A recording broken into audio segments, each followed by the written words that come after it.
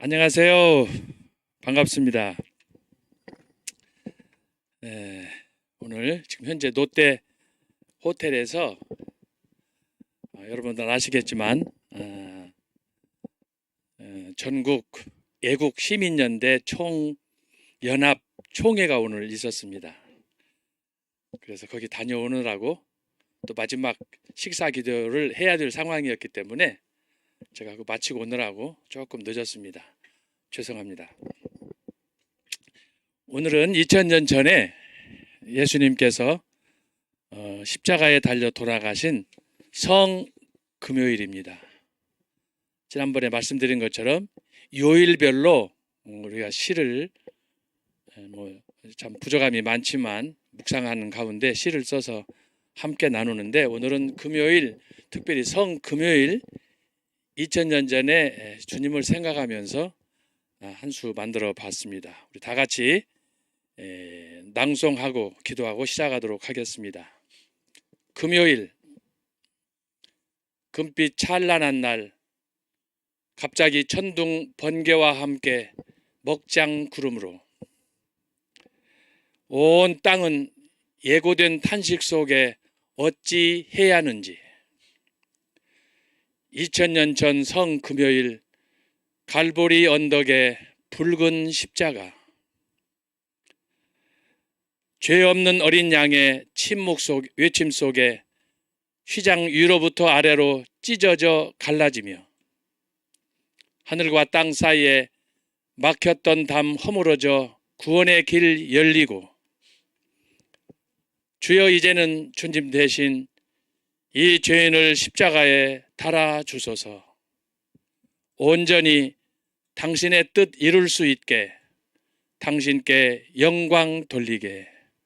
기도하겠습니다. 하나님 아버지, 저희들이 오늘 이렇게 자유하며 기뻐할 수 있는 것, 저희들이 이렇게 건강한 모습으로 하루하루 살아갈 수 있는 것, 2000년 전에 주님께서 십자가에 달려 돌아가신 그 구원의 은혜인 줄로 믿습니다. 저희들은 허물과 죄로 죽어야 되지만 주님은 죄 없이 십자가에 달리셔서 탄식 속에 엘리 엘리 라마 사박다니 어찌하여 나의 하나님 어찌하여 나를 버리시나이까. 걸어가신 아버지, 주님의 외침 속에 저희들의 허물과 죄를 볼게 하시고, 주님의 외침 속에 허물과 죄로 죽어야 될 저희들을 용서하시는 하나님의 사랑을 목도할 수 있는 저희들 되게 하여 주옵소서. 늘 이 은혜를 생각하며 하루하루 헌신해야지, 열심히 살아야지, 충성해야지 하면서도 늘 스스로에게 연약하여, 육신에 연약하여 넘어지고 쓰러지는 저희들 주여 불쌍히 여겨주시고, 다시 한번 저희들이 2000년 전에 십자가, 오늘 성금요일에 달리시며 외치셨던 그 음성을 듣고 자숙하며 근신하며 새롭게 결심할 수 있는 귀한 시간 되게 하여 주시옵소서. 걸어가신 아버지, 오늘 또 계속해서 우리가 중세교회사를 살펴보려고 합니다. 초대교회를 지나 중세교회로 가는 길은 정말 멀고도 먼 길이었습니다. 하나님이 준비하신 길이었고 하나님이 축복하신 길이었습니다. 그러나 당시 교회 지도자들은 그 길이 얼마나 숭고하고 얼마나 복된 길인지를 알지 못한 채 다 망쳤습니다. 스스로의 명예를 위해서, 권력을 위해서, 쾌락과 향락을 위해서 주님의 십자가에 죽으신 그 모든 은혜를 짓밟는, 교회가 세상 사람들의 지탄을 받는 그런 불명예스러운 역사를 남겼습니다. 자비하신 아버지, 우리가 지난 2000년의 역사를 돌아보면서 오늘 이 시대에 저희들이 앞에 나가야 될 길을 생각하면 마치 중세를 저희들이 걷는 것처럼 앞이 보이지 않습니다. 누가 우리의 참된 지도자인지, 주여 우리의 또 안내자인지, 누가 이 시대에 우리를 위하여 헌신할 수 있는 천지자인지 아무도 알 수 없는 이 적막강산, 저희들이 탄식하며 기도할 때 하나님께서 전광훈 목사님을 세워주시고, 우리가 다리 뻗고 편하게 잘 때 감옥에 3번 수감되시고, 이런 어려운 역경 속에서 의지를 굽히지 않고 여전히 초지일관 예수 한국 복음 통일을 위해서 외치고 있습니다. 오늘 또 노태월 호텔에서 전국 애국 시민연대 총연합회 총회가 있었습니다. 많은 사람들이 정말 이 나라 민족을 위해서 살려야 되겠다고 결심하고 나왔습니다. 전 목사님의 정말 나라를 사랑하는 그 애국 시민의 폭발이 오늘 현장에도 있었습니다. 주여 외침을 들을 수 있는 길을 주시고 결단할 수 있는 마음을 주셔서 저희들 함께 마음과 뜻을 모아 이 일에 동참함으로 위대한 역사를 이룰 수 있도록 주여 도와주시옵소서. 이 시간에도 연약한 종이 섰습니다. 주님께서 기억하시고 오늘 밖에 내리는 봄비처럼 저희들의 마음에 성령의 단비로 충만케 도와주시옵소서. 시종을 주님께 의탁하오며 이 모든 말씀을 예수님의 이름으로 기도하옵나이다. 아멘.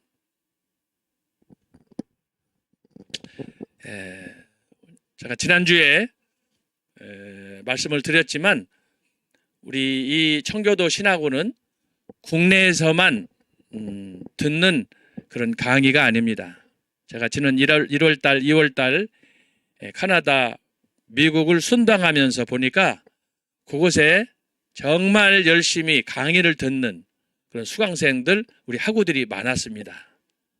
연세도 지긋하신 50, 60, 70대, 심지어 80대 된 분들이 은혜를 사모하고 전광훈 목사님의 애국운동을 직접 유튜브를 통해서 보고 성령의 나타남을 보고 제가 참 뜻밖의 그 청교도 신학을 공부하시는 우리 학우들을 몇 분들 만났는데 얼마나 마치 이산가족을 만난 것처럼 제 마음이 기쁘고 즐거웠는데 계속해서 유튜브를 통해서 또 연락을 주셔서 너무나 감사합니다.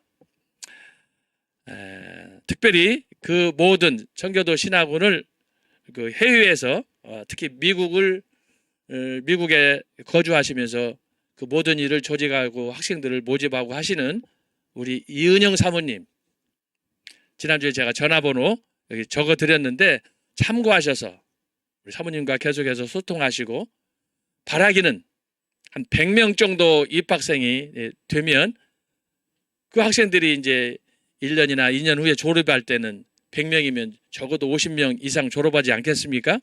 그러면은 졸업식을 미국에서 할 수 있도록, 그것이 워싱턴이 됐든 또 LA가 됐든 뭐 어디든 또 뉴욕이 됐든 그렇게 해서 아마 그런 전통이 우리 청교도 신학원에서 이루어진다면 세계 초유의 졸업식이 해외에서도 이렇게 펼쳐질 줄로 믿습니다. 저의 작은 소망이지만 지난 1월, 2월 방문하면서 그런 희망을 제가 갖게 됐습니다. 어쨌든 그 모든 일, 굳은 일, 학생 하나 이렇게 모집해서 등록시키는 게 얼마나 어렵습니까? 우리 이은영 사모님 열심히 하시는 그 연세에도 불구하고 열심히 열정적으로 하시는 걸 보면서 참 숙연해집니다. 그래서 관심 있으신 분들은 더욱더 여기에 동참하시고 우리 청교도 신학원을 통해서 우리의 그 신앙이 다시 한번 재정립이 되고 또 그동안 묻혀졌던 우리 마음속에 진주들, 다이아몬드를 다시 재발견하는 그런 시간이 되었으면 좋겠습니다. 우리 교수님께서 주시는 강의마다 구약이든 조리신학이든 또 변증학이든 강의마다 참 농축된 그런 강의가 진행되기 때문에 우리 학우들 들을 때마다 집중해서 잘 들으시고 또한 제가 하는 이런 중세교회사를 이번에 살펴볼 텐데 그와 관련된 다양한 역사들을 우리가 살펴볼 때 여러분들에게 단순히 지식으로서만 뭐 하나 안다 그런 정도가 아니고 이것이 우리의 마음속에 신앙으로 잘 소위 다이제스트가 돼서 우리의 신앙생활에 흡입력을 갖고 좀 생동감 있는 그런 삶을 살았으면 좋겠습니다.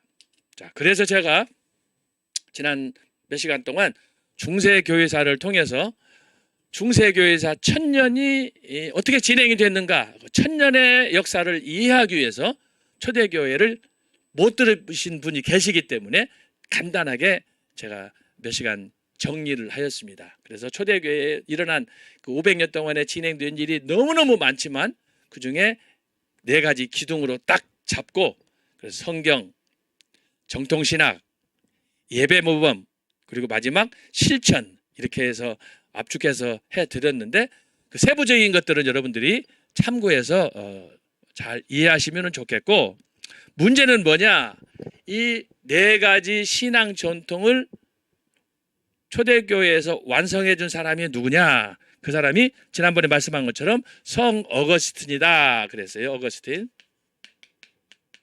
그래서 이 사람은 초대교회 500년 역사, 다시 말하면 사도 바울 이후 500년의 역사를 어거스틴이 잘 정리해 주었다. 뭐 많은 것들이 있지만 성 어거스틴이 쓴 책 중에 첫 번째로는 뭐가 있느냐 하면은 삼위일체론이 있어요. 두 번째는 뭐가 있느냐, 소위 하나님의 도성, 신의 도성, 하나님의 도성이에요. 도성. 세 번째는 그 유명한 것 중에 하나가 소위 어거스틴의 고백록이에요. 고백록. 참회록이라고도 해요. 참회록. 삼위일체론은 초대교회가 그 제기했던, 도대체 하나님은 어떤 분이냐, 성부, 성자, 성령에 관한 이런 논쟁이 초대교회에서 일어났는데 그것을 정리해 준 그것이 바로 어거스틴의 삼위일체론입니다. 자, 여기에서 중요한 것은 일체 삼위든 삼위일체든 도표로 그리면 그렇습니다. 이게 하나님이에요. 성부, 성자, 성령. 자, 이 관계가 바로 삼위일체예요. 이게 하나님 일체 삼위. 이것이 소위 트라이앵글 정삼각형처럼 잘 맞는 거예요. 성부와 성자의 관계는 여러분, 이걸 이제 신학적으로 말하면 종속이라고 그래요. 종속. 아버지와 나는 예수님께서 말씀하기를 하나다 그랬습니다. 본체 하나. 그래서 이렇게 표현하는 거예요. 성부와 성자는 똑같다. 그리고 성자와 성령은 어떤 관계냐? 그러면 성자는 성령을 내보내니까 성자와 성령은 관계는 또 차별이 있느냐? 그게 아니에요. 이꼴이에요. 성부와 성령은 어떠냐? 같은 거예요. 만약에 이 관계에서 하나라도 어긋나면 소위 삼위일체 이단이 되는 거예요. 옆에 있는 이 가운데 것만 강조하면 일체, 하나님은 한 분이다. 그러면 유대교적인 이단이 되는 거예요. 유대인들은 성자 자체를 인정을 하지 않아요. 예수님을 인정하지 않으니까.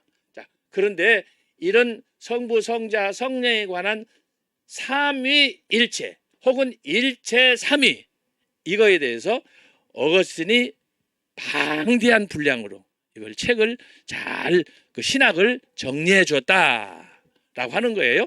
그런 면에서 어거스틴의 초대교회 500년의 신학의 그 정리는 완벽하게 됐다. 두 번째로 신의 도성은 뭐냐? 이건 하나님의 도성, 소위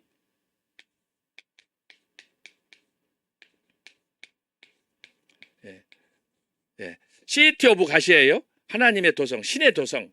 이건 뭘 얘기하느냐? 이건 뭘 얘기하냐면 창세기에서부터 계시록까지 진행되는 성경을 역사적으로 적습니다. 소위 이제 이 책에서 말하는 것은 누구냐 그러면 가인과 아벨, 이 두 사람으로 시작하는 거예요. 이것이 쭉 가서 마지막 요한계시록은 뭐예요? 바벨론.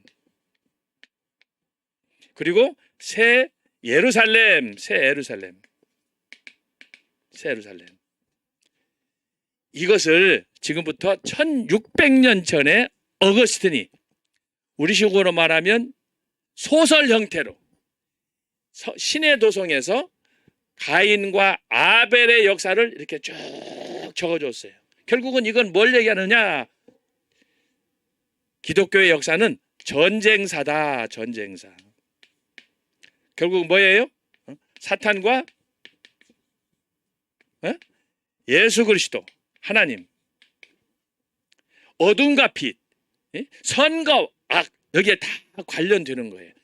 이것을 신의 도성, 하나님의 도성, 여러분이 성경 작은 거 말고 보통 우리가 잘 안 보이는 돋보기를 쓰고 보는 분들이 보는 성경책 두꺼운 거 있잖아요. 그 방대한 양으로 이 책을 썼어요. 이것이 가르쳐 주는 게 뭐냐? 가인과 아벨을 통해서 바벨론과 새 예루살렘이다. 여기서 나타나는 게 소위 기독교 역사관이야. 기독교 역사관. 이 기독교 역사관은 뭐냐? 자, 이걸 통해서 보면은 이것은 단선적이야. 그렇죠? 선 하나로 쭉 가는데 그 안에 가인과 아벨이 있는 거예요. 그래서 이것을 통으로 이렇게 묶으면 좋아. 통으로 묶어. 성경에 나타나잖아요. 창세기부터 계시록까지 성경은 하나잖아요. 근데 그 성경 안에 이 역사가 가인과 아벨의 역사가 쭉 계속되는 거예요. 그래서 이것을 가리켜서 어거스틴이 말하기를 단선적 혹은 단회적 역사관이다 이렇게 말하는 거예요. 하나로 쭉 물줄기로 연결되는 거예요. 그래서 어거스틴이 초대교회 500년의 역사를 기독교 역사관, 이 단선적인 역사관, 이걸 이제 성경에 있는 표현으로 하게 되면은 알파와 오메가, 처음과 나중, 시작과 끝. 그렇잖아요? 알파, 오메가. 그래서 이것이 처음과 시작부터 쭉 가는 거예요. 스타팅 포인트로부터 파이널, 디 엔딩까지 가는 과정이에요. 그래서 이것을 기독교 역사관으로 단선적이다. 이것은 기독교 역사관 외에는 없는 거예요. 유일하게 기독교만 이 역사관을 가르치는 거예요. 단선적으로 쭉. 그것이 알파와 오메가, 처음과 나중, 시작과 끝이다. 그래서 기독교는 이걸 가르쳐서 뭐라고 그러느냐? 종말이다. 종말신앙. 종말신앙. 그래서 우리는 바벨론 새 예루살렘을 바라보며 나아가는 지금 마지막 그 끝에 종말 시대를 저와 여러분이 살고 있는 거예요. 알았죠? 그렇기 때문에 주님이 언제 오실지 우리는 몰라. 임박했어. 그래서 그때 우리가 가게 될 마지막에 바벨론이 망하고 또 믿는 자들은 새 예루살렘으로 가서 예수님과 더불어 혼인잔치에 참여하는 그 영원한 그런 영광을 누리는 그런 축복을 누리게 될 텐데, 바로 이 역사를 어거스틴이 신의 도성에서 전개를 했다. 지금부터 몇 년 전이요? 1600년 전. 이게 대단한 거예요. 그래서 성 어거스틴을 사도 바울의 사상을 이어받은 그런 초대교회 완성자다 이렇게 말하는 거예요. 그래서 그 모든 신학의 이론 가운데 가장 난해한 삼위일체, 성부와 성자와 성령에 관해서 썼고, 그리고 두 번째는 성경의 역사를 창세기부터 계시록까지 쭉 물 흐르듯 이것을 단선적으로 어떻게 이것이 가는가 하는 것을 이 두 개의 축의 기초에서 가인과 아벨을 통해서, 그러니까 여기는 가인은 뭐예요? 유기자다 그래요. 아벨은 뭐예요? 선택이다. 선택. 선택. 유기자. 버림받은 사람. 그래서 이 역사가 성경을 통해서 쭉 진행이 되는데 그것을 바로 신의 도성에서 썼다. 이것이 바로 기독교 역사관이다. 세 번째는 뭐냐? 세 번째는 고백록이에요. 어거스틴이 자기가 마지막 그 삶을 정리하는 과정에서 내가 어떻게 살았는가, 어머니가 나를 어떻게 임신했는가, 내가 어떻게 태어났는가, 어떻게 해서 방탕했는가, 그리고 내가 어떻게 하나님의 소명을 받았는가, 그 모든 자기의 일대기를 고백록, 더 컨페셔넌스에서 이걸 기록을 해주세요. 작년엔가 전 목사님께서 강의하시다가 설교하시다가 이 고백록 말씀을 하셨어요. 그런데 여러분들이 반드시 이 어거스틴의 고백록, 이 참회록을 읽어보면, 저도 몇 번 읽어봤는데 한마디로 말하면 제2의 시편의 다윗의 고백이에요. 다윗의 고백 중에 자기 자신을 처참하게 드러낸 것이 뭐냐? 시편 51편이야. 그렇죠? 시편 51편이에요. 그런데 마치 이 시편 51편을 보는 것처럼, 이것을 펼쳐놓은 것처럼 자기 탄생 이전부터 쭉 그 책 한 권으로, 찬송가 두께야 옛날에, 그런 두께로 해서 이것을 정리를 했어요. 그것이 고백록인데, 여기서 특히 어거스틴이 고백하는 핵심이 뭐냐? 두 가지야.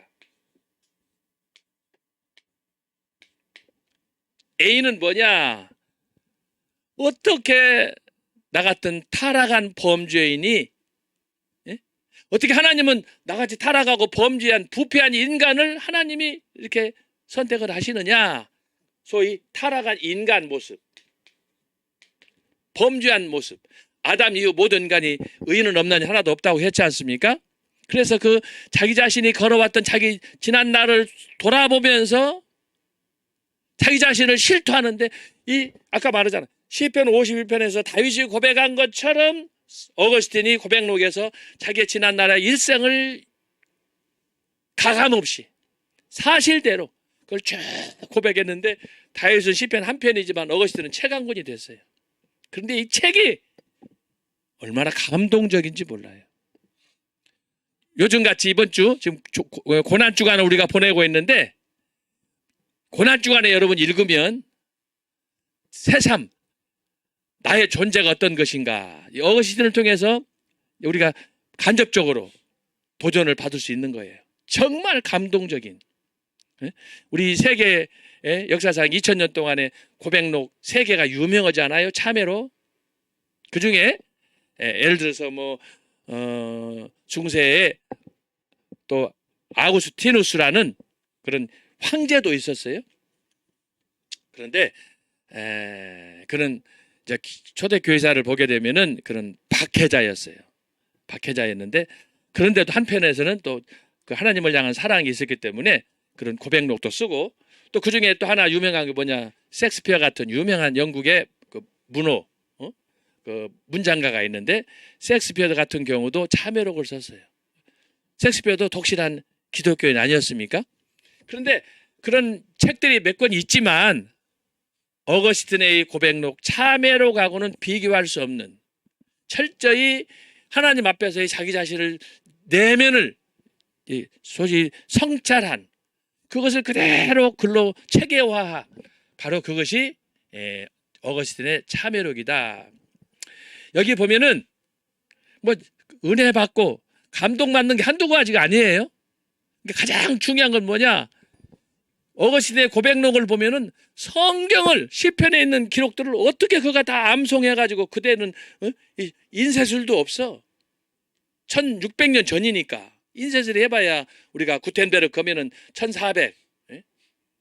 그러니까 벌써 1000년 후에 생기는 거 아니에요.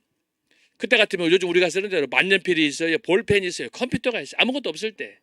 그런데 그 시절에 그가 이렇게 방대한 그런 분량으로 자기 자신의 인생을 돌아보면서 참회록을 썼다. 그 참회록의 내용이 뭐냐? 인간은 이렇게 못돼 먹었다. 사실 어거스틴이 그렇게 살았던 사람이야. 그러니까 더 실감이 나겠죠. 그가 꽃방석만 걸어간 게 아니야. 자기가 하고 싶은 욕망을 따라서 세상에서 경험할 수 있는 거 다 해봤어. 예를 들면 어거스틴은 모태 출신이에요. 그런데 어머니가 임신했을 때부터 출산한 이후로도 계속해서 기도하는 제목이, 야 이놈아 너는 내가 기도로 서운하면서 얻었다. 이걸 한두 번 들었겠어요? 뼛속 깊이 새겨질 정도로 들었지. 그런데 그것이 어거스틴에게는 이해가 안 되는 거야. 사춘기 이제 지나면서 이렇게 쭉 보니까 그게 오히려 반감이 되는 거야. 여러분 청개구리 이야기 알잖아요. 청개구리. 그런 것처럼 어거스틴이 청개구리가 됐어. 1600년 전에. 저와 여러분이 태어나기도 전에 청개구리가 돼가지고 어머니의 가슴에다가 계속 못을 박는 거예요. 어머니는 기도하면은 어거스틴은 기도 중에서 속으로 그래 어머니 잘하십니다. 열심히 하십니다. 그런데 어머니 안 됐습니다. 그러고는 탕자처럼 세상으로 가는 거예요. 이런 나쁜 놈이 어디가 있어요. 그런 상황 속에서 어거스틴이 어떤 고백을 하느냐. 어머니와 아버지가 나를 잉태하기까지 또 어머니 태중에서 10달 동안 있는 동안에 어머니를 생각하면서 나는 좋아서 어머니 태반에서 태 속에서 발 굴리고 놀고 막 그렇게 하지만 내가 놀 때 어머니는 통증이 오니까 통증이 오니까 얘가 안에서 처음에는 안 그렇지만 한 6개월 7개월 지나가면 얘가 어머니 태 속에서 막 운동하면서 놀고 발차가고 뛰고 그러잖아요. 그럴 때 자기는 그것이 죄인 줄 몰랐어. 자기 좋아서 노는 거예요. 엄마 태 속에서. 여러분 엄마 태 속은 뭐냐? 축소된 우주예요. 네? 축소된 우주, 축소된 지구라 이 말이에요. 누가 반기는 사람도 없어. 가만 누워있어도 탯줄로 인해서 어머니가 먹는 그 음식 영양분 중에 최고로 좋은 것만 쭉쭉 빨대 빨아먹듯이 먹는 거예요. 여러분 저와 여러분이 그렇게 해서 이 세상에 태어난 거예요. 우연한 존재가 아니에요. 어거스틴이 나이 들어서 지난 날을 회고하는 가운데 어머니가 나를 임신했을 때의 첫 딸, 두 번째 딸, 세 번째 딸 10달 동안의 기록을 썼는데 이야 당사자도 그렇게 못 써. 근데 어거스틴은 아들이잖아요. 여자도 아니고. 근데 그걸 어떻게 그걸 세세하게 묘사를 했는지 그 내용이 묘사된 내용이 다 성경이야. 성경. 그러니까 미치는 거예요. 자기가 뭐 생각해서 소설을 쓴 게 아니고 성경 말씀 시편에 있는 말씀을 또 창세기에 있는 말씀을 이런 신약에 있는 말씀들을 잘 엮어가지고 성경의 내용을 소설로 썼으니 이게 진짜 끝내주는 거지. 솔직하게 저와 여러분 어떻습니까? 성경 머릿속에 기억하고 암송하는 성경 구절 뭐 요한복음 3장 16절 시편 23편 몇 개 빼놓고 한 10개 빼놓고 나머지 여러분 기억하고 암송하는 거 있습니까? 이야 그런데 이 고백록의 저력은 뭐냐? 시편을 다시 쓰는 것처럼 성경으로 자기 고백록을 쫙 여기 감동을 안 먹는 사람이 없어요. 그래서 제가 그러잖아요. 시편 51편의 연장이다. 근데 그게 핵심이 뭐냐? 인간이란 어떤 존재인가? 인간의 전적인 타락, 죄인, 죽을 수밖에 없는 파멸할 수밖에 없는 징계의 대상. 그래서 어거스틴은 이 자기의 참회록을 통해서 자기 자신을 무참히 폭로하고 자기 자신을 죽이는 거예요. 이게 고백록의 첫 번째 특징이에요. 두 번째는 뭐냐? 이와 동시에 하나님의 은혜는 뭐냐? 은혜. 그러니까 이 참회록에서는 두 가지예요. 인간의 타락과 죄인이야, 죄인. 네? 사도 바울이 그러잖아요. 나는 죄인 중에 괴수다. 그 죄인. 그런데 하나님께서 어떻게 죽을 수밖에 없는 죄인. 죄도 짓지 않는, 죄도 모르는 그분은 죽어야 되고 죄를 지어서 죽어야 되는 영창에 가야 될, 죽어야 될 저와 여러분은 살고 이게 바로 미러클이라는 거예요. 그것이 두 번째로 하나님의 은혜다. 이 두 가지가 아까 여기 신의 도성에서 나타난 가인과 아벨의 역사처럼 고백록에서는 반대로 인간이란 뭐냐? 도대체 인간이란 뭐냐? 어? 왜 그렇게 늘 말씀을 듣고 가르침받고 도전받고 해도 그때는 변해. 주여 알겠습니다. 결심하겠습니다. 헌신하겠습니다. 해놓고는 돌아서면은 나 나팔 부르고 다니는 거예요. 딴소리하고 다니는 거예요. 이렇게 기독교인들이 10% 20%가 되는데도 왜 우리 한국 사회가 변하지 않느냐? 이런 미친들 때문에 그러는 거예요. 이게 우리가 탄복해야 돼요. 이거 가슴 치야 될 일이에요. 그런데 어떻게 그런 존재를 어거스틴 아까 말씀한 것처럼 어머니가 기도하면 어머니를 조롱하고 조용히 눈 감고 비난하고 헐뜯고 하던 이런 나쁜 놈이 하나님의 은혜를 받고 나서 그걸 회개하는 거예요. 근데 그 회개하는 장면이 가관이야, 가관. 죽여주는 거예요. 그래서 여러분 어거신 하게 되면 왜 사도 바울을 계승한 신학자가 초대교회 어거신이라고 하느냐? 바로 이것 때문에 그러는 거예요. 누구도 어거신 이전에 이런 부분에 대해서 명확하게 쫙 정리해 준 사람이 없었어. 근데 이것을 마지막 방점 자기 자신의 고백록을 통해서 이걸 하나 정리해 주는 거예요. 그래서 석 어거스틴이 어거스틴을 저기 초대교회를 대표한 마지막 교부다 이렇게 말씀을 하는 거예요. 그래서 여러분 이것을 이해하시고, 그런데 이런 어거스틴의 신학이 중세로 연결이 된다라고 하는 거예요. 중세. 그래서 제가 지난 시간에 얘기했죠. 초대학교 500년인데 이 500년의 역사가 몇 년 동안? 1000년 동안. 이게 중세교회야. 근데 중세교회는 어떻다고 그랬어요? 이 어거스틴이 체계화했던 500년의 초대교회사를 체계화한 이 모든 신학, 제가 지난주에 네 가지 얘기했죠. 조금 전에도 말씀했지만 성경을 정경으로 채택한 거. 두 번째로는 성경에 기초한 정통신학, 바른 신학. 그 다음에 세 번째는 어떻게 교회에서 예배하고 신앙생활을 해야 되는가, 공동체 신앙생활을 해야 되는가 라고 하는 거예요. 네 번째는 뭐예요? 실천하는 거예요. 세상에 나가서 빛이 되고 소금이 되는 거예요. 이것을 가르쳐 줬는데 바로 이 모든 초대교회가 세워준 네 가지 전통을 중세교회는 어떻게 했다? 다 말아먹었다. 몇 년 동안? 500년치를 1000년 동안 말아먹었다. 그러면 왜 1000년 동안 말아먹었느냐? 이게 하나님의 자비라는 거예요. 하나님의 기다리심이에요. 오래 참으심이에요. 근데 사람들은 이 초대교회와 중세교회를 통해서 그걸 발견하지 못해요. 그냥 무조건 하는 얘기가 중세는 그냥 어둠의 시대야. 타락한 시대야. 성직자도 못돼 먹었대. 맨날 거짓말하고 날아가고 향락에 빠지고 그랬대. 그렇게 보면 안 되는 거예요. 왜? 모든 역사는 전지전능하신 하나님이 다스리기 때문에.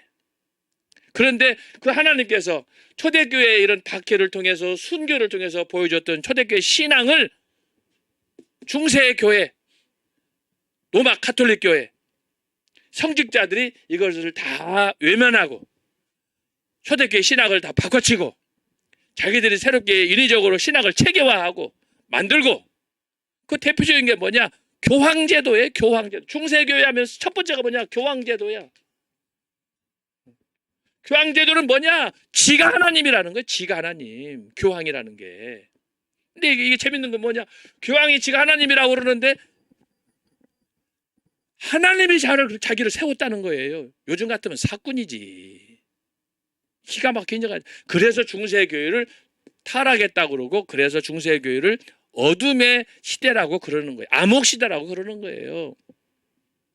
근데 여러분, 이런 초대교회에서 중세교회로 가는 신앙은 이런 역사 속에 있었던 500년 전, 1000년 전, 2000년 전의 얘기가 아니고 지금도 저와 여러분의 삶 속에 그대로 투영되는 거예요.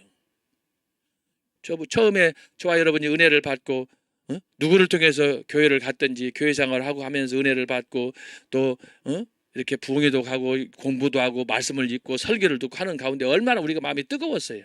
그러나 우리가 마음이 해이질 때, 우리 마음이 세속화되고 우리 마음이 타약하고 혹시라도 사탄의 유혹을 받아서 세상으로 나아갈 때는 여러분 그것이 얼마나 잘못됐는가. 우리가 잘못된 걸 알면서 죄를 짓습니까? 몰라서 죄를 짓습니까? 어떤 때는 알면서도 그렇게 해요. 여러분 대표적으로 사기꾼들, 도적놈들이 그걸 몰라서 그럽니까? 얼마나 철저하게 계획을 세웁니까? 금은방을 털 때, 사람 누구를 미워하고 해할 때 며칠 전부터 답사하고 현장 가고 다 하고, 그래서 보면은 그 옆에 사람들이 하는 거예요. 아내가 했든지 남편이 했든지 아는 전에 직원이 있든지 동료가 했든지 그 주변 사람이 하는 거예요.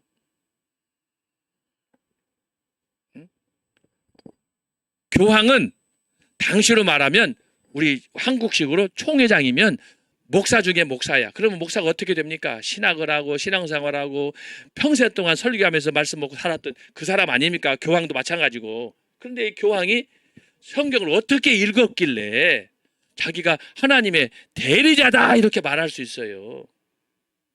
그래 놓고는 말로는 대리자다 해놓고는 지가 다 해먹는 거야. 하나님께 영광을 돌려야 되는데 고해성사가 뭐야? 고해성사. 지난주에 얘기했죠? 칠성리에 신부한테 내가 찾아가서 내가 지은 일주일 동안의 지은 죄를 다 고하면 신부가 나를 대신해서 주여 성모 마리아여 이 아들 이 딸의 허물과 죄를 용서하소서. 여러분 PBS 그 방송 들어봐. 아침 기도나 오후 기도나 하면은 그런 형식으로 기도하잖아요. 근데 문제는 뭐냐? 예수님께서 우리의 허물과 죄를 위해서 십자가에서 달려 돌아가시고 구약 시대에는 제사장이 필요해서 구약의 제사장들이 대제사장들이 여러분 변숙교 교수님 통해서 강의 들어요 안 들어요? 성막제도 지금 강의하시잖아요. 얼마 전에는 전 목사님도 성막에 대해서 강의하셨고 성막이 뭐냐? 바로 십자가에 관한 역사예요. 그래서 그것을 강의하시고 그러는데 구약의 대제사장은 신약에 와서는 예수님이 대제사장으로 그걸 다 이루었어요. 구약에는 양 잡아야 돼, 염소 잡아야지, 소 잡아야지, 들을 것이 많아. 근데 예수님께서 친히 제물이 되어서 그래서 갈보리 십자가에서 아까 우리가 시 금요일 날 읽었지만은 2000년 전에 당신이 제물이 되어서 모든 구약의 번거로움을 다 제거하시고 히브리서 4장에 보면 당신이 친히 제단으로 나가서 그곳에서 죽으심으로 하늘에서부터 땅 아래로 휴장이 갈라지는 역사 속에서 모든 약속을 이루시고 그래야 우리가 히브리 4장에 있는 것처럼 담대히 하나님의 보좌를 향해 나갈 수 있도록 하나님께서 길을 만들어 주신 거예요. 이게 기독교의 가르침이에요. 자, 그런데 바로 이 교황은 예수님께서 2000년 전에 이루셨던 이 십자가의 구원의 이 사건을 미사라는 제도를 통해서 안 죽었다는 거야. 그 미사의 핵심이 뭐냐? 성찬식이에요. 여러분 지난주에 전 목사님 통해서 요한복음 6장 성찬식에 대해서 들으셨죠? 다음 주 한 번 더 오신다고 그러셨는데 성찬식이 뭐냐? 예수님의 피와 살이에요. 예수님께서 십자가에 죽으심으로 죽기 전에 예수님께서 성찬 제도를 만들어 주시고 그걸 이루기 위해서 십자가에서 달려 돌아가심으로 피가 흘려지고 살이 찢겨짐으로 그걸 믿음으로 우리가 구원을 받는 거 아니에요. 그러므로 십자가 기독교는 피의 종교예요. 살의 종교, 죽는 종교예요. 중세 교황들 1000년 동안 한 사람도 주를 위해서 순교한 사람 없어요. 지가 다 먹고 마시고 다 하고 사치하고 그래서 중세교회가 1000년 동안 사지로 가는데 죽는지도 모르고 그래서 몰락한 게 중세교회 카톨릭 교회예요. 인본주의적인 교회. 의식을 형식화하는 것을 강조하는 그런 종교로 변질됐다라고 하는 거예요. 중세교회.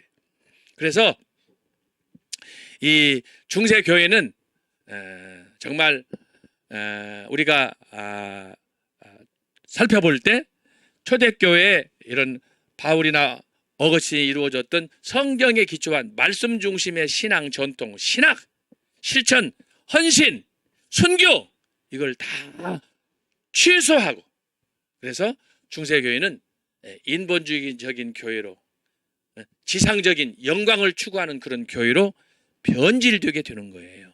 그래서 여러분이 여기서 따질 것은 초대교회는 500년, 중세교회는 1000년, 초대교회는 말씀 중심, 중세교회는 뭐예요? 인본주의 신학, 세속주의 이걸로 기울게 됐다라는 것을 여러분이 기억하시면 좋겠어요. 그래서 여러분이 오늘 뭐 드릴 말씀이 많지만 초대와 중세를 기억하시고 그러면 중세교회는 1000년 동안 어떻게 진행이 되었느냐 여러분 도표 보시면 나와 있어요. 자, 지난번에 드렸던 강의 한 4페이지 자, 중세교회사의 역사 전개 그랬습니다. 중세 1000년 동안의 역사를 이게 한 10여 가지로 제가 압축해서 여기다가 도표로 그려놨어요. 4페이지 제일 아래. 예, 거기에. 예.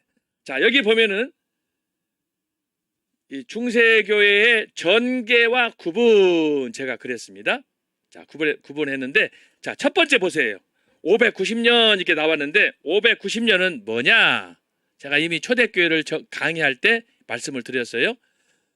교회사, 기독교회사를 구분하는 방식 가운데 대부분 다 100명이면 100명 다 590년부터 중세를 시작하고 초대교회는 예수님으로부터 승천하신 30년부터 590년까지를 초대교회라고 한다. 이게 거의 유일한 학설이에요. 근데 제가 지난번에 말씀했죠. 저는 이것을 500년으로 잘랐다 말씀했어요. 500년. 500년으로 잘랐는데 자른 이유가 뭐라고 그랬어요? 제가 세 가지 얘기했잖아요. 그러니까 이것은 저의 학설이기 때문에 쉽게 역사를 기억하도록 하기 위해서 제가 편집해서 만든 거기 때문에 여러분이 꼭 이걸 안 받아들여도 상관없어요. 그러면 이해를 위해서 도움을 위해서 하는 거니까 참고만 하세요. 첫 번째가 뭐냐? 정치적이라고 그랬잖아요. 정치적. 로마의 통치 476년. 그래서 로마가 470년에 망했는데 그것을 초대교회의 마지막으로 본다. 정치적으로.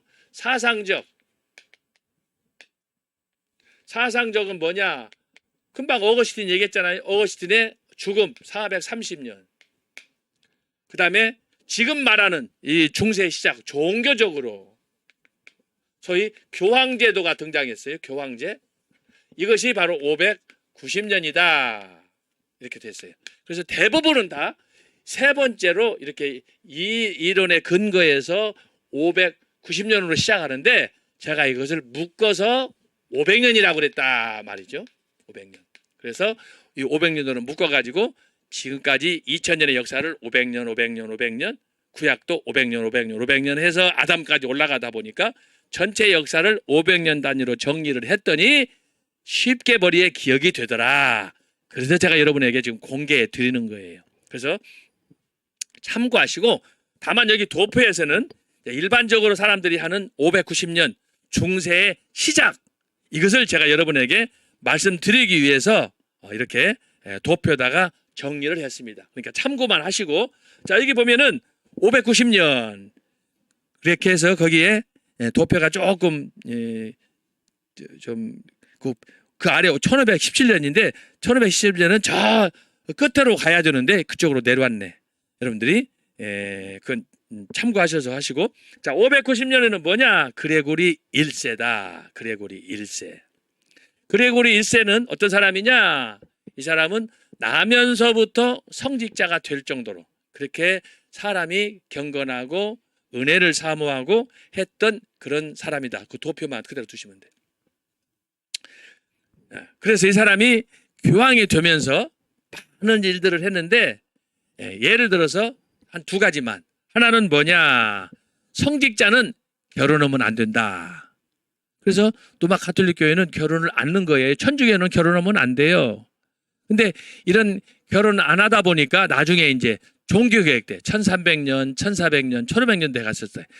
마틴 루터가 종교 개혁을 할 때는 남자들이 성직자가 되다 보니까 결혼 안 하고 말로는 예수님과 결혼했다라고 하지만 저 마음에서부터 끌어오르는 욕망을 제어할 수가 없는 거예요. 그러다 보니까 그 수도원이나 성전 안에 있는 소위 수녀들과 더불어서 이제 소위 말해서 원치 않는 좋은 그런 이성관계, 불륜관계를 맺어가지고 그 안에 많은 사생아들이 출생하는 이런 일들이 일어나게 된 거예요. 요새도 가끔씩 그런 사건들이 터지지 않아요? 그런데 바로 이 그레고리 1세가 처음으로 했던 것이 뭐냐? 사제는 천주교 신부는 성직자들은 결혼을 하면 안 된다. 왜 그러느냐? 예수님하고 결혼했기 때문에. 그래서 자기 자신을 온전히 드려야 된다. 그런데 실제로 드렸습니까?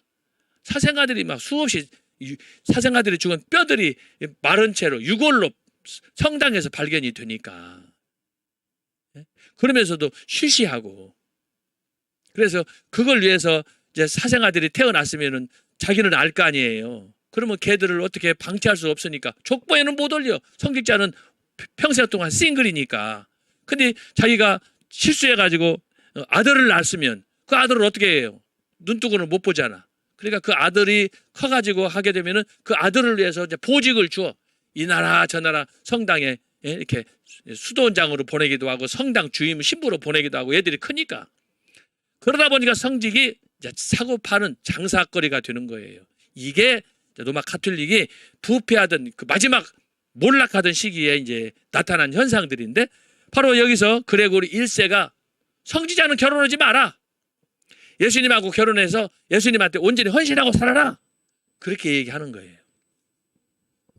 그래서 여기 590년 여러분 그레고리 1세 밑에다가 그걸 적으시면 되는 거예요. 그레고리 1세는 이렇게 경건하게 믿음 생활 잘 했던 사람이지만, 그리고 이 사람이 이제 교황이 돼야 된다고 처음에 추천을 하고 했을 때, 추대했을 때 도망 다녔어요. 나는 이런 거 안 한다.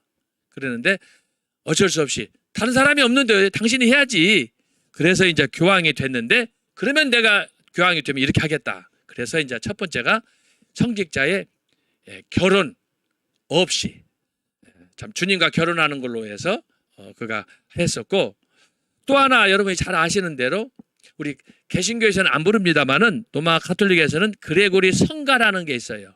이 그레고리 성가는 단음으로 되어 있어. 우리는 합창곡으로 대부분 다 되어 있잖아요. 테너, 엘토, 바리톤 이렇게.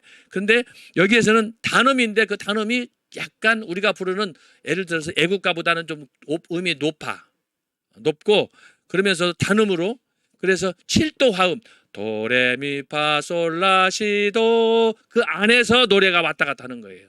단음 음계로 해가지고 이제 가톨릭에서 소위 찬가 이것을 부르고 되는데, 바로 이 그레고리 1세가 그런 그레고리 성가 이것을 찬송가를 많이 작곡 작사해가지고 이것을 교회에서 부르다 보니까 초대교회하고는 다른 분위기지. 그래서 중세 교회는 이제 그레고리 성가라는 것을 통해서 중세 가톨릭 교회가 지금도 마찬가지예요. 이제 고난주간이나 이런 그 부활주의를 당하면 가톨릭에서는 바로 이런 옛 전통에 따라서 그레고리 교황 1세가 작사 작곡한 그레고리 성가를 부르면서 그걸 합창도 하고 여러 가지 그걸 중심으로 일하는 것을 볼 수가 있습니다. 그래서 그레고리 1세는 바로 이런 교황 제도를 만들고, 또 그레고리 1세라는 성가집을 만들어서 예배를 드릴 때 활용하게 했다라고 하는 것입니다. 여러분이 첫 번째로 기억을 하시고, 자, 그레고리 1세가 이렇게 590년에 노마 중세 교회, 노마 가톨릭 교회를 딱 세웠는데, 자, 하나님께서 보실 때 이 교회가 잘못되어 가는 거예요. 예수 그리스도가 교회 주인인데 노마 가톨릭에는 교황이 주인이 됐어. 교황이 교회 머리야. 여러분, 이건요 반역 중에 반역이에요. 안 그렇습니까? 그러다 보니까 하나님께서 사용하신 몽둥이가 있었습니다. 그 몽둥이가 바로 여기 나오는 거예요. 622년에 이슬람의 태동 마호메트라는 사람을 세워가지고, 그동안에는 기독교가 전 세계를 지배했어요. 그런데 기독교하고 이 마호메트교, 이슬람교가 등장하면서 서방 종교계는 기독교와 이슬람으로 둘로 쫙 갈라지게 됐어요. 그게 바로 622년이에요. 이때부터 그래서 종교 전쟁, 기독교와 이슬람의 전쟁, 왜 이스라엘하고 중동에서 계속해서 끊임없이 전쟁을 합니까? 바로 이 영향 때문에 그러는 거예요. 그래서 여기 622년 이슬람의 태동, 이 태동 연도를 해지라라고 해서 이슬람의 기원이에요.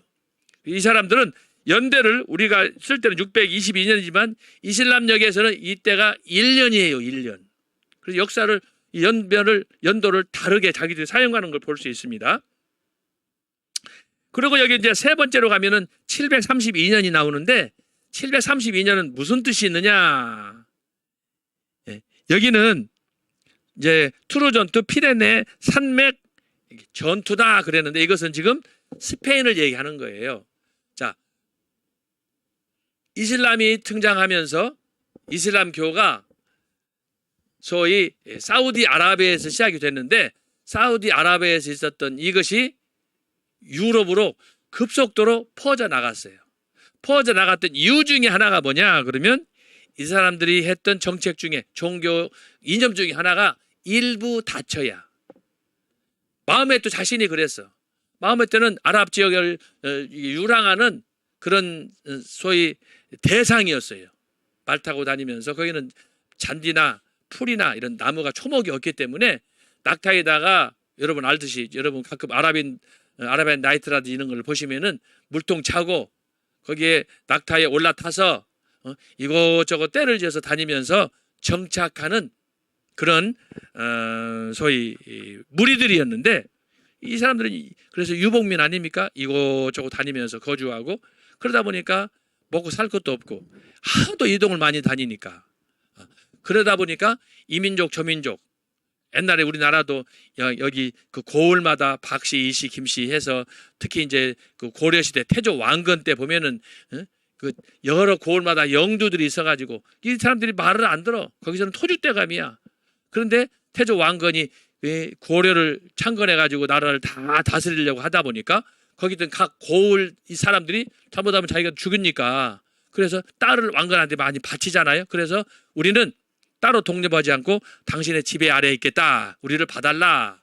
그러니까 이 소위 왕건한테 딸을 바치면서 권력 모든 것을 승계받고 인정받는 그런 체제가 우리나라. 그러다 보니까 태조 왕건이 얘들이 막 한 20-30명이 되잖아요. 왜? 첫 번째 부인, 두 번째 부인, 세 번째 부인에서 계속해서 이런 식으로 아내를 얻고 또 애들을 낳다 보니까 그랬는데, 바로 이때 이제 그런 현상들이 있어가지고 어쨌든 이슬람이 급속도로 이제 퍼져 나갔는데, 732년에 이 사람들이 지금 현재 있는 스페인과 프랑스랑 다 여기 유럽이 붙어 있잖아요. 붙어 있어요. 이게 영국이에요. 그러면은 이렇게 붙어 있어요. 그러면 여기가 스페인이야. 현재 스페인. 당시에는 스페인이 둘로 나눠져 있었어요. 둘로 나눠져 있었어요. 아래하고 위로 나눠져 있었는데, 이 나눠진 나라 중에 하나가 여러분 잘 아시는 그라나다. 그라나다. 그리고 이제 이 북쪽에는 스페인이 있었는데, 이 경계선이 뭐냐? 이게 바로 피레네 산맥이에요. 피레네. 이 산맥을 건너가면 이제 이게 프랑스예요. 프랑스.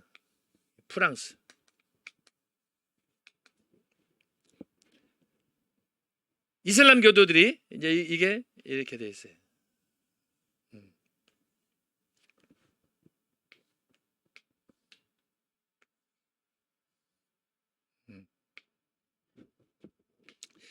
자, 이렇게 되어 있는데, 바로 지금 아까 어거스틴을 얘기했잖아요. 어거스틴이 태어난 데가 바로 이쪽에. 당시로 말하면 튀니지, 지금 현재 튀니지. 그리고 이제 여기가 지난번에 그 2010년경에 아랍의 봄 일어났잖아요.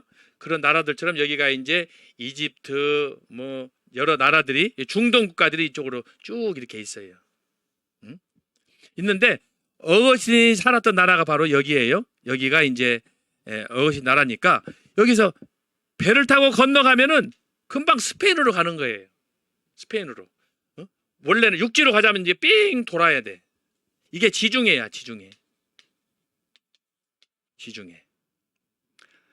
그런데 이슬람이 이쪽 그 번영하고 확장될 때 바로 이곳으로 건너가 가지고 유럽 프랑스를 본토를 친 게 아니고, 여기는 뭐니까, 그래서 가까우니까 여기를 건너가서 스페인을 점령해 가지고, 그때가 여기가 732년이 뭐냐? 732년은 이 아랍이 스페인을 다 점령했어요. 그리고 이제 여기가 피레네 산맥인데, 이 산맥만 넘으면 프랑스를 점령하는 거예요. 그런데 놀라운 기적이 일어났어요. 이슬람 군대하고 프랑스군하고 전쟁을 할 때 프랑스에 누가 있었느냐? 거기 나와 있죠? 교환에 카를 마르텔. 이 사람은 키가 작은 사람이에요. 그런데 이 사람이 등장해가지고 용맹한 그런 군인이었는데, 피레네 산맥에서 이 아랍인들, 이슬람 교도들과 더불어 전쟁을 했는데, 이 전쟁, 이 산맥만 넘으면 프랑스가 점령이 되는 거예요. 그런데 이 전쟁에서 프랑스가 이겼어요. 그래서 여러분, 프랑스나 독일이나 이쪽으로 어떻게 이슬람이 가지 않고 거기서 딱 중단되는 거예요. 이건 하나님의 기적이에요, 사실은 이게.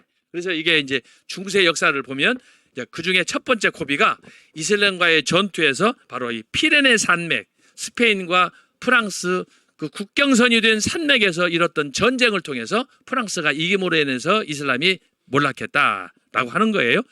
나중에 이제 그 안에 살던 사람들이 1400년, 1500년 종교 개혁이 일어날 때까지 몇백 년이 지나는 동안에 그 스페인에서 이슬람 교도들이 다 이제 죽고 암살당하고 핍박받고 하는 가운데 지금은 이제 국교가 가톨릭이 된 거예요. 초기에는 그야말로 이슬람 군대가 스페인을 점령해가지고 프랑스까지 진입하는 이 절박한 상황에서 마침 여기 카를 마르텔이 그것을 전쟁에서 승리함으로써 막게 됐다라고 하는 거예요. 그러고 나서 두 번째는 여기 이제 샤를 마뉴 등극 800년이에요. 여러분 여기서 이제 우리가 중세기를 생각할 때 여기 지금 여기다가 여러분들이 표시를 하세요. 이렇게 여기 있는 대로 590년, 590년, 그 다음에 622년, 732년, 800년 이렇게 연대를 쓰는 거예요. 이렇게 쓰는데 이 800년은 뭐냐? 현대 유럽의 독일, 이탈리아, 프랑스는 800년대에는 하나였어요. 이렇게 하나였는데 이 나라가 이렇게 잘렸어요. 원래 이것을 가리켜서 옛날 역사에서는 프랑크 왕국이다 그래요. 프랑크 왕국. 이때는 여기 샤를 마뉴가 등극할 때는 프랑크 왕국이었어요. 근데 이 사람이 814년에 죽고 그리고 이제 그 아들들한테 나라를 이제 세 놈이 있었는데 세 아들한테 나라를 이제 유산으로 물려주다 보니까 이게 뭐예요? 서고트족. 그 다음에 이것은 동고트족. 이건 남고트족. 자, 이렇게 돼가지고 동고트가 독일이 된 거예요. 남고트가 이탈리아가 된 거예요.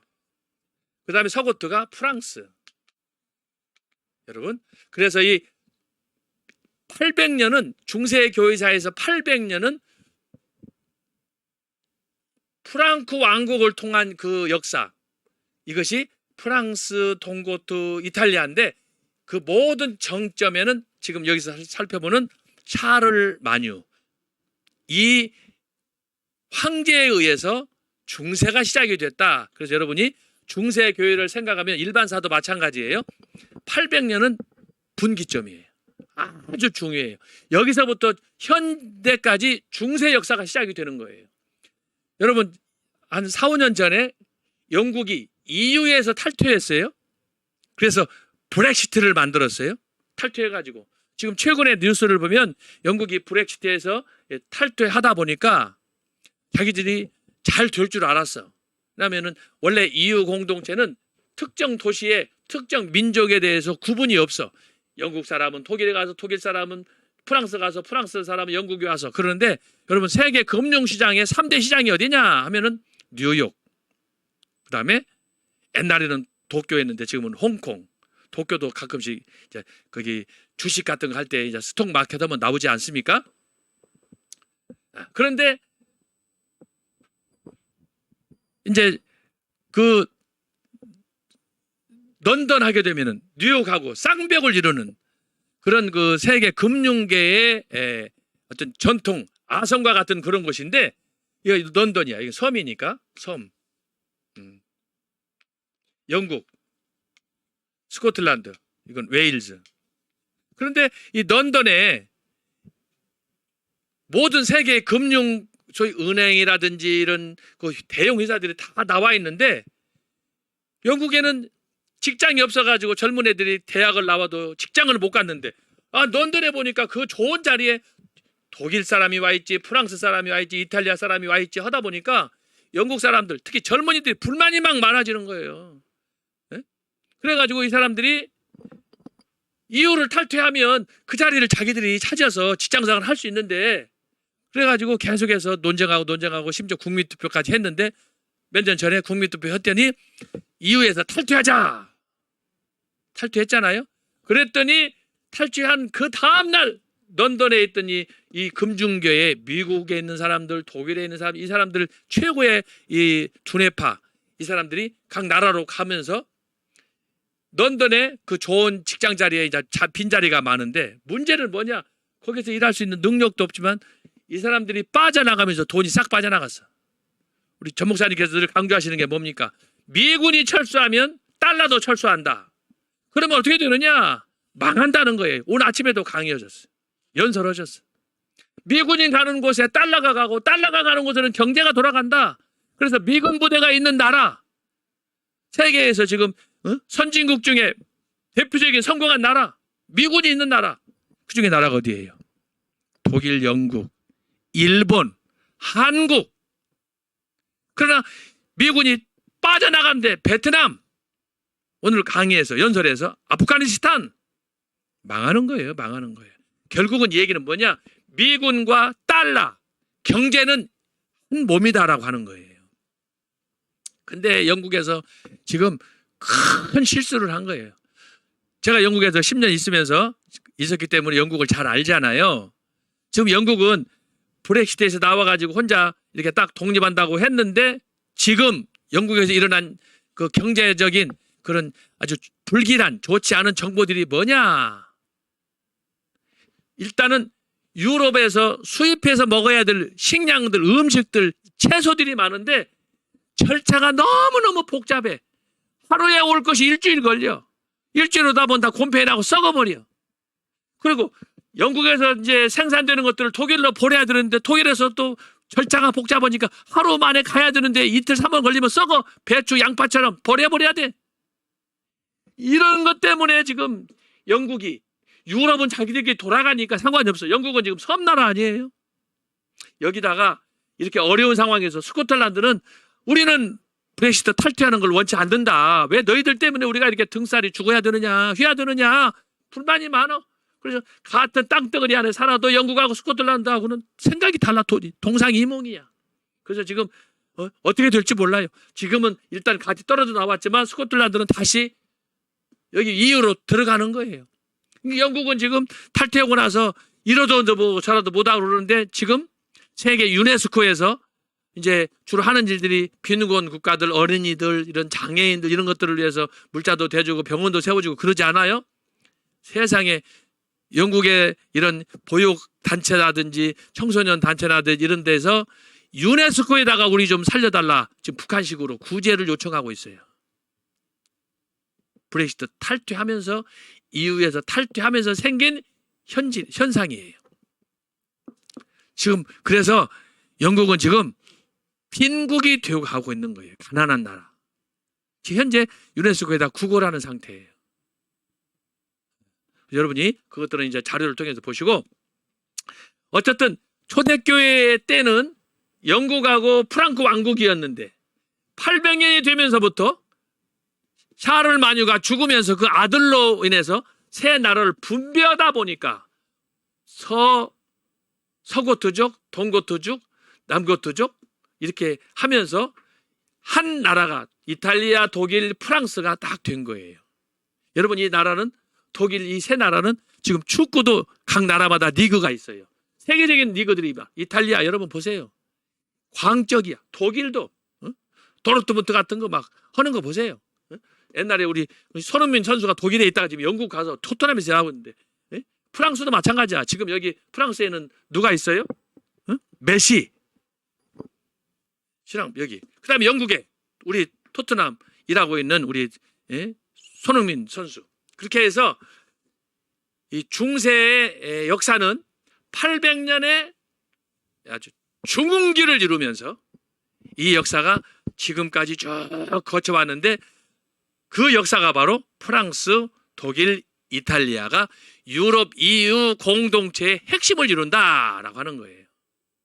그래서 지금까지 800년부터 지금까지니까 적어도 1200여 년 동안을 바로 이 800년 프랑크 왕국을 통한 이 중세의 역사가 지금까지 진행되고 있다. 그래서 여러분이 중세교를 생각할 때 1000년이 진행이 됐는데 590, 622년, 732년, 800년 그 정점에 800년 이 샤를 마뉴의 등극, 이것을 여러분들이 기억해야 된다라고 하는 거예요. 그래서 거기 써졌죠.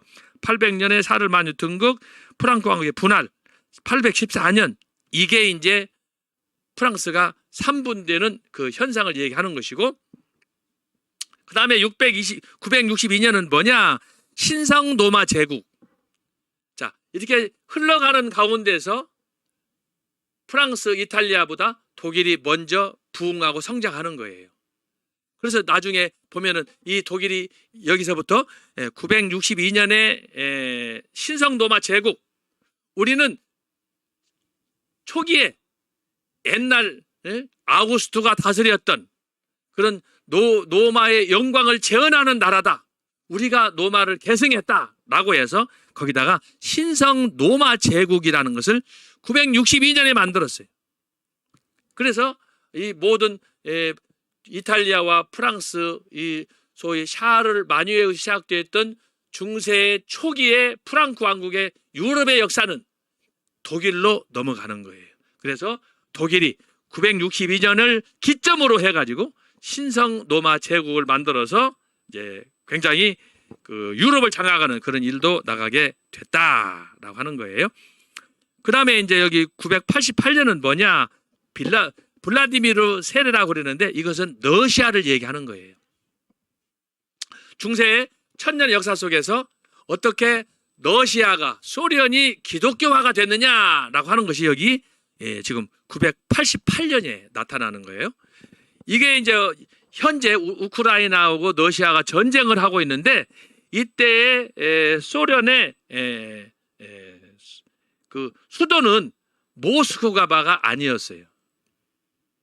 모스크바가 아니고 이때 그 블라디미르가 통치했던 이 988년은 키예드라는 그런 지금 우크라이나의 수도 중에, 도시 중에 하나예요. 그것을 함락하기 위해서 이제 소위 푸틴이 이제 전쟁을 일으켜 가지고 벌써 이제 1년, 작년 2월 24일이니까 1년을 넘겨서 지금 2년차 들어왔는데, 이미 그때 988년에 블라디미르가 나라를 통치할 그때 이 왕이 기독교 세례를 받으면서 러시아에 기독교가 들어갔다. 이건 마치 우리나라에 137년에 언더우드와 아펜셀러가 들어와서 우리나라에 교회를 세우고 병원도 세우고 하면서 전도해서 지금 기독교 강국이 됐잖아요. 그런 것처럼 988년 블라디미르라는 통치자가 세례를 받으면서 이렇게 러시아가 기독교 선교를 하게 됐다. 근데 재밌는 일화가 있어요. 이때 블라디미르가 자기가 유럽에 여러 사람들을 파견했어요. 이탈리아도 파견하고 영국에도 파견하고 몇몇 나라, 프랑스도 이렇게 파견해서 그 선진국 그 나라에는 어떤 종교를 믿는가, 종교 탐사를 보냈어. 정탐꾼을 보내는 거죠. 그래서 그 사람들이 이제 잘 연구해가지고 각 나라의 종교가 다양한데, 그래서 나중에 이제 돌아오면 보고해가지고 그 보고를 받고 가장 합리적이고 좋고 믿음이 가는 종교를 내가 채택해서 우리 전 국민이 종교를 믿을 수 있도록 하겠다. 그래가지고 이제 소위 특사를 파견해가지고 여러 나라에 이렇게 보냈는데, 그 중에 영국을 다녀왔던 한 사람이 나가서 블라디미르에게 보고를 했더니 블라디미르가 나는 바로 그 종교가 좋겠다. 그렇게 해서 러시아에 기독교가 들어가는 거예요. 그렇게 해서 여기 988년은 그겁니다. 그래서 여러분이 거기까지 잘 기억하세요. 590년, 622년, 732년, 800년, 814년, 962년, 988년. 자, 이때까지가 1000년이에요. 1000년. 딱 1000년의 역사 중에 반절이지, 반절. 여기가 초대교회가 500년, 이렇게 500년이니까 500년. 그렇게 해서 아주 중세 기독교의 역사는 이 800년에 가면서 급속도로 부흥하고 성장하는 그런 시기예요. 그러다가 1054년 거기 나오죠? 그 밑에 그림하고 좀 다른데 1054년은 뭐냐? 동서방 분열이에요. 동서방 교회가 분열이 됐어요.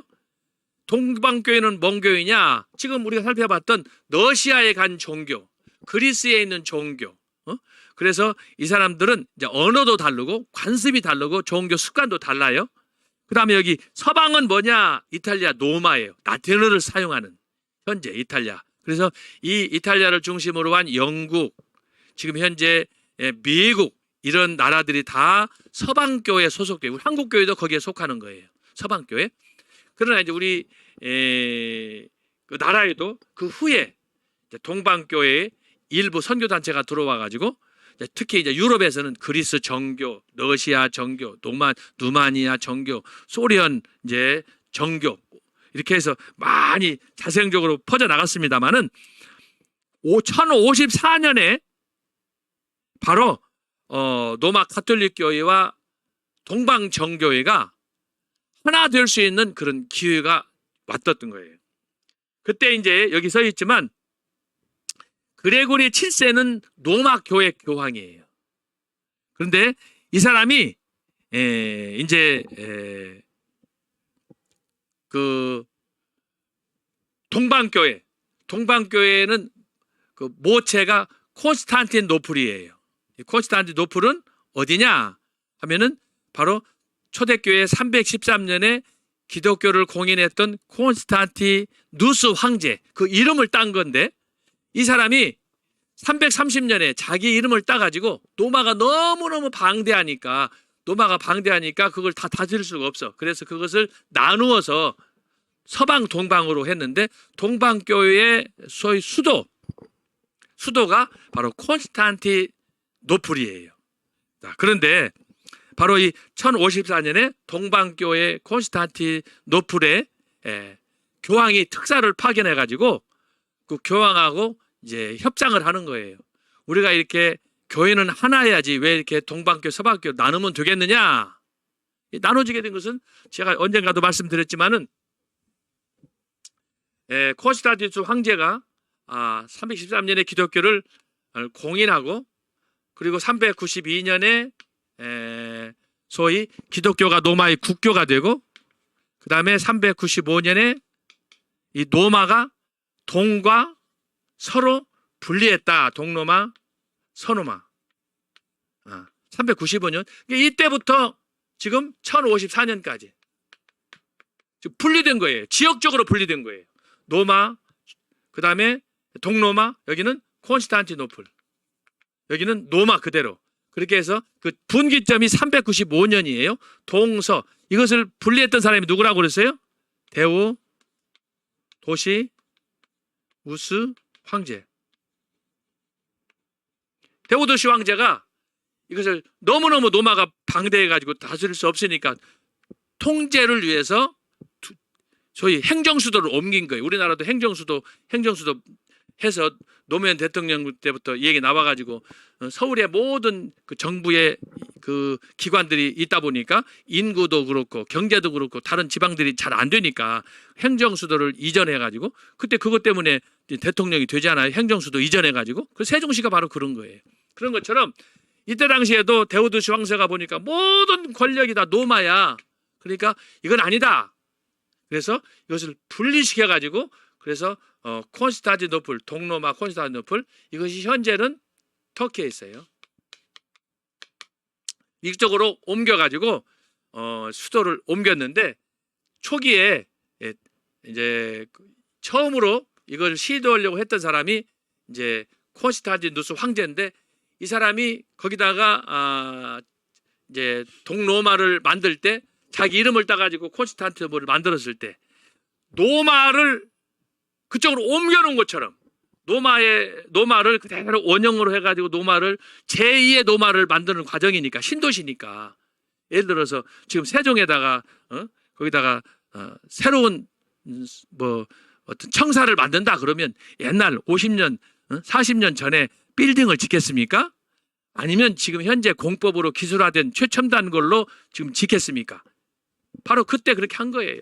로마는 너무너무 오래된 낙후된 도시인데 콘스탄티노플에다가 이 콘스탄티누스 황제가 모든 막 재정을 투자해가지고 거기다 지었는데 사실은 노마보다도 아름답게 멋있게 그렇게 해서 노마를 그쪽으로 이관했는데 그것이 시작이 돼가지고 나중에 데오도시 황제 때 395년 동로마, 서노마, 수도는 노마, 여기는 콘스탄티누스 이렇게 해서 했는데 이렇게 오랫동안 갈라져 있으면 좋겠느냐. 우리가 하나가 돼야 된다.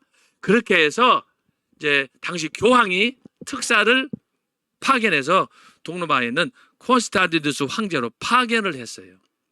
그래가지고 협상안을 놓고 서로 대화를 하는 거야. 우리들이 믿는 것하고 당신들이 믿는 것하고 신앙적인 차이가 뭐냐? 똑같은 하나님 믿지 않느냐? 성경도 하나지 않느냐? 그러면 하나 되자. 교황이 제시를 했어요. 근데 교황이 그렇게 제시한 건 뭐냐? 자기가 교회 머리야. 근데 교회 머리는 하나인데 어떻게 태양은 하나지 태양이 둘일 수가 있습니까? 그러니까 교황이 머리는 하나다. 그러므로 당신도 거기서 머리 행사 하지 말고 나하고 타협을 해서 우리 로마 가톨릭 교회로 들어와라. 이스턴 처치로 동방교회로 있지 말고 교회가 하나가 돼야 된다. 라고 해서 특사까지 보내서 협상을 했는데 협상에 몇 가지 안이 있지만 한 3가지를 제가 여러분에게 말씀드리겠습니다. 첫 번째는 뭐냐? 성찬식을 할 때 자, 로마 가톨릭 교회에서는 떡만 받았어요. 떡만. 지금은 잔도 주지만 원래 중세 동안에는 일반 평신도들은 잔, 포도주를 못 마셨어요. 그럼 누가 마셨느냐? 성직자들만 떡과 잔을 자기들이 마셨어. 그러다 보니까 이제 성찬식 끝나면 포도주가 많이 남잖아요. 이걸 성당에서 가톨릭 교회 사제들이 먹고 취해가지고 이제 수녀들하고 그래서 아기를 낳는 거예요. 그러니까 이 성당 안에 그런 부작용들이 많이 생겼는데 예수님께서는 분명히 떡과 잔을 받도록 했는데 중세교회에서는 성직자들은 먹고 평신도들한테는 떡만 먹고 잔은 안 줬어요. 그런데 동방교회에서는 그걸 무너뜨려서 같이 주고받는 거예요. 그러니까 로마 교황이 그러지 말고 우리의 전통을 따르라. 첫 번째. 두 번째는 뭐냐? 성직자는 자 아까 살펴본 것처럼 이 그레고리 1세가 교황으로 초대 교황으로 되면서 했던 여러 가지 안 중에 첫 번째 개혁안이 뭐냐? 성직자는 결혼하면 안 된다. 예수님하고 결혼해서 예수님을 위해서 헌신하면 살아야 된다라고 했는데 동로마에서는 결혼도 하지만 이미 결혼한 사람, 애들을 낳고 사는 사람들도 얼마든지 소위 사제가 될 수 있다. 그래서 그걸 허용을 했어요. 그러다 보니까 동방교회는 이제 가정도 가진 그런 사제들도 많은데 서방교회에서는 결혼하면 안 돼. 그건 결혼하면 이제 이단이 돼가지고 추방을 당해. 우리나라에서도 그런 몇몇 사례도 있고 미국에서도 있고 사례 그래요. 옛날 우리나라에서는 서강대학교에 신학과 그 모 교수가 하는 사람이 있었는데 그 사람을 아주 사랑했던 한 당시 서강대생 한 분이 있었어요. 근데 그분이 한 2, 3년 전에 이제 남편도 죽고 그 여자 아내도 죽었습니다. 근데 그 여자분이 쓴 그 자서전이 있는데 여러분 신부는 평생 혼자 결혼하지 않고 예수님하고 결혼해서 살아야 되는데 신부하고 서강대 당시 23살, 24살 먹은 학생하고 사랑에 빠졌어. 그래가지고 죽고 못 살아. 그래가지고 어떻게 했어요? 그 한국 여자분하고 서강대 신부로 있던 교수님하고 차라리 내가 성직을 포기하더라도 나는 결혼을 포기할 수 없다. 그래가지고 결혼을 했어. 여자의 나이가 24살. 남자 신부의 나이가 47살. 그래서 소설이 나왔어. 소설 겸 자서전이에요. 24살의 사랑과 47살의 결혼. 뭐 이런 책이 나왔어요. 제가 정확하지는 않습니다. 제가 그 책을 사서 읽어봤어요. 학생들 몇 사람들한테 주면서 다른 것보다도 글을 쓰려면 이렇게 써라. 얼마나 문장이 탁월한지 몰라요. 제가 지금 그분의 이름을 잊어버렸는데, 이분이 나중에는 자기 남편도 죽고 그러다 보니까 그 슬하에 딸만 둘이 있었는데, 소위 그 뭐라 그럴까, 딜러가 돼가지고 예, 소위 국제관계 이런 사업 이런 걸 하고 다니는 그 소위 그 갑자기 생각이 안 나는데 그런 일들을 하는 그 밀사같이, 예, 그런 섭외하고 하는 그런 일들을 하는 그런 그 일을 했었는데, 제 기억으로 한 2, 3년 전에 지병으로 죽었어요. 지병으로, 그러니까 무슨 암으로 해서 죽었는데, 야, 그 책을 보면은 성직자 서강대 신부는 절대 결혼하면 안 되는데 파기하고, 그래서 결혼해가지고, 그러니까 천주교에서 제명당하고 탈퇴해서 이제 미국 가서 살았는데, 어쨌든 그 사랑의 내용, 그 두 사람이 그 한 것들을 결혼까지 가서 얘기 나고 하는 걸 보게 되면은, 야, 그 사랑보다 더 숭고한 것은 없어요. 사랑을 이기질 못해. 그래서 신부가 그것을 포기하고, 성직자를 포기하고, 학생은 졸업하자마자 결혼해가지고, 그래서 어쨌든 전체적인 내용은 너무너무 행복한 그런 삶이었다라고 하는 것인데, 어쨌든 중요한 건 뭐냐? 로마교회에서, 로마 가톨릭 천주교에서는 결혼하면 안 된다. 혼자 살아라, 싱글로. 근데 동로마에서는 이미 이때부터 이제 결혼해서 잘 살았으니까.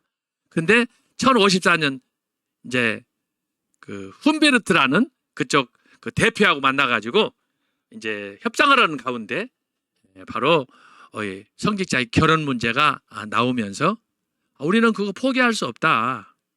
그렇게 해서 두 번째로 결렬이 됐고, 세 번째는 뭐냐? 하나님 앞에 나가서 교회에서 성당에서 기도할 때, 자, 우리가 앉는 의자에는 무릎 꿇고 기도할 수 있는 방석이 의자 밑에 없어요. 성당에 가면은 반드시 거기 가면은 그 무릎 꿇고 기도할 수 있는 무릎 안대같이 방석이 교회에 있어요. 그래서 이제 기도할 때 특징이 뭐냐 그러면, 교회 가서 기도할 때는 우리는 의자에서 편하게 하지만 천주교에서는 무릎 꿇고, 의자에서 내려와서 무릎 꿇고 기도를 하는 거예요. 고해성사할 때도 다 그런 식으로 하는 거예요. 그런데 바로 하나님 앞에 기도할 때 무릎을 꿇고 해야 되느냐 안 해야 되느냐, 특히 성찬식 할 때, 성찬식 할 때 우리는 어떻게 해요? 성찬 이제 그 잔이나 떡이 오게 되면 앉은 자리에서 이렇게 돌려가면서 먹잖아요. 근데 천주교에서는 신부가 그걸 주재를 하면 앞으로 나가서 줄 서가지고 나가가지고 주는 대로 먹고 하고, 혹시 의자에 앉을 때라도 무릎을 꿇고 받느냐 안 받느냐, 이 차이가 있는 거예요. 바로 이런 그 성찬식 때 무릎을 꿇고 성찬에 참여해야 되느냐 안 해야 되느냐 하는 문제가 대두대가 되어가지고, 그래서 결혼 문제라든지 성찬식에 누룩을 넣고 먹어야 되느냐 안 먹어야 된다는 등 이런 문제가 발생하면서 동방교회하고 서방교회가 실제로는 하나님을 믿고 하나님을 섬기는 가운데 있었지만 그 작은 지역적인 교리 문제 때문에, 특히 성직자가 결혼을 해야 되느냐 안 해야 되느냐 하는 이런 문제 때문에 첨예하게 부닥치면서 1054년에 화합할 수 있는 좋은 기회였지만 서로 양보하지 않고, 동방교회는 총대감독, 총대주교, 로마 가톨릭교회에서는 교황, 서로 간에 저희 힘싸움, 이렇게 힘겸으로 서로 밀고 당기는 그런 싸움 가운데 이것을 타협을 하지 못하고, 그래서 여기에서 나오는 것이 그것입니다. 동서방교회가 영원히 분열을 해버렸어요. 하나님을 믿고 안 믿고가 중요한 게 아니야. 그런 문제가 있었고, 하나만 더 말씀드리면 삼위일체, 초대교회 때 성부, 성자, 성령은 어거치대 정리했다고 그러잖아요. 성부, 성자, 성령은 본체가 하나고, 그러나 그 본체 하나님 안에 삼위가 성부, 성자, 성령이 계시다라고 했는데, 이때 또 문제가 된 것이 뭐냐 그러면, 성부, 성자, 성령에 있어서 성부와 성자와의 관계가 뭐고, 성부와 성자와의 관계에서 성령의 존재는 뭐냐라고 하는 거예요. 여기서 이제 신학적으로 좀 어려운 건데, 성자는 예수님으로부터 신학적인 용어예요. 우리가 삼위일체를 그 하나님의 입장에서 이해할 수 있지만 우리가 인간으로서 타락한 범죄인으로서 그걸 다 이해할 수가 없단 말이죠. 그래서 학자들이 아까 어거스틴도 얘기했지만 성부, 성자, 성령 하나님을 설명하기 위해서 그렇게 장문의 글을 막 썼던 거죠. 그랬는데